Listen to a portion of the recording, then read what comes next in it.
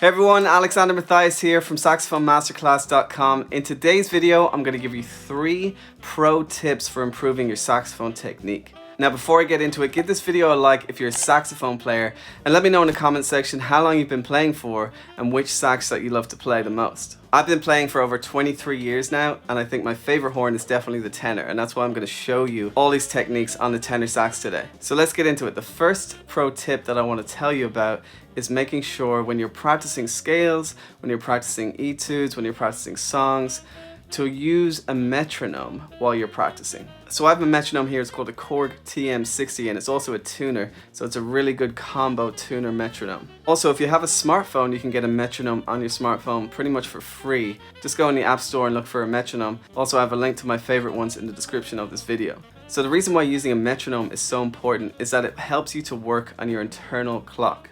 Your rhythm and your time is so important when it comes to playing music, and the only way to work on that is to play to a metronome. So there's been times where I practice 7 hours a day, and for that entire practice session, I'll use a metronome the entire time. Now you don't have to do this for the entire practice session, but I do recommend at least spending half of your time in your practice session with a metronome. Now you can apply using a metronome to pretty much anything that you're practicing, whether you're learning songs, whether you're learning scales, whether you're learning solos.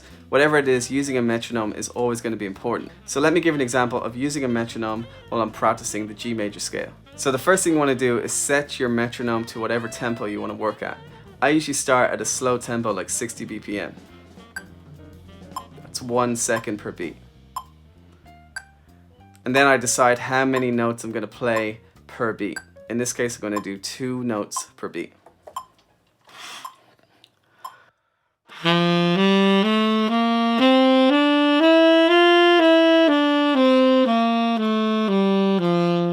So that was just me playing a G major scale, 1 octave, ascending and descending, playing 2 notes per beat.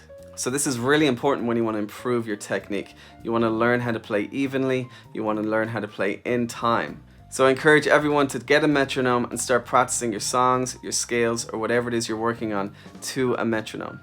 Now if you want to learn more about how to work to a metronome and different ways of practicing scales, I have an entire course called Mastering Your Saxophone Technique, and this is going to be part of my 6 weeks to saxophone success course. If you want to learn more about that, just check the link in the description of this video or go to www.saxophonemasterclass.com/6 weeks to saxophone success. So the second pro tip I have for you today is to practice without tonguing. So you should always be practicing your tonguing techniques, whether it's staccato, legato tonguing, subtone tonguing, whatever you're working on. But you should also practice your scales legato without tonguing at all, like this.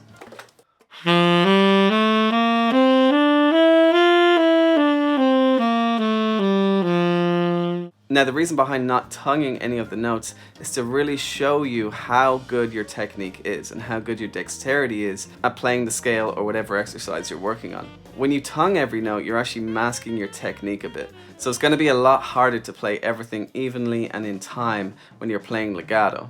So whenever I'm warming up, whenever I'm practicing, I always play legato before I work on my tonguing techniques to make sure I'm focusing in on my fingers and making sure they're warmed up. So my third pro tip is to be creative. So what do I mean by that? I mean, when you're practicing scales and you're practicing to a metronome, you're practicing exercises, you're practicing tonguing techniques, you're trying to work on your muscle memory for your embouchure, for your fingers, for your breast support. There's a lot of focus required to do all of those things. So you take some time out to focus on being creative with the exercise.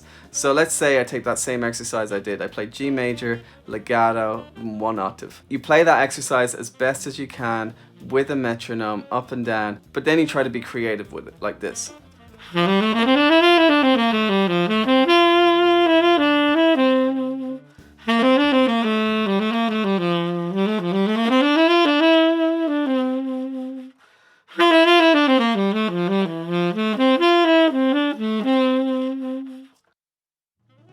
So there I'm just playing around the G major scale, but I'm still playing it legato, and I'm just trying to be more creative and more fun with it. And this is really important to do because it really helps to solidify the technique that you've been working on. So this is what I really like to do when I'm focusing in on an exercise or a technique or a scale. I'll always take a moment to be creative with it and try to have fun with it so I can really see the fruits of my labor. It can get very frustrating when you're focusing on something so much without seeing the application of that technique or exercise and seeing how it really improves your playing. Let me give you another example. Maybe I'm working on G major in triads like this.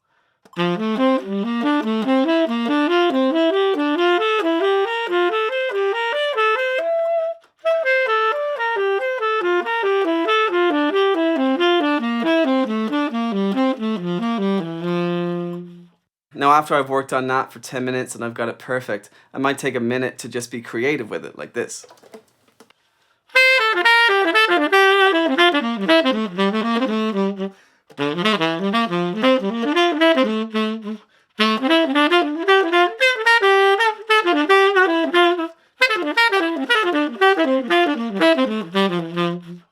So I'm trying to be creative there. I'm trying to introduce what I was working on with the triads over G major. In fact, I only focused on G major the entire time.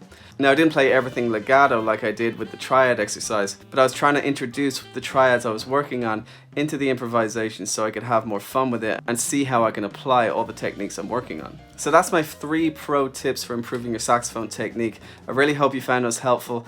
Again, I go into way more detail on scale exercises, tonguing exercises, metronome exercises, rhythm exercises, as well as other techniques I use to improve my dexterity on the saxophone inside my course, Mastering Your Saxophone Technique.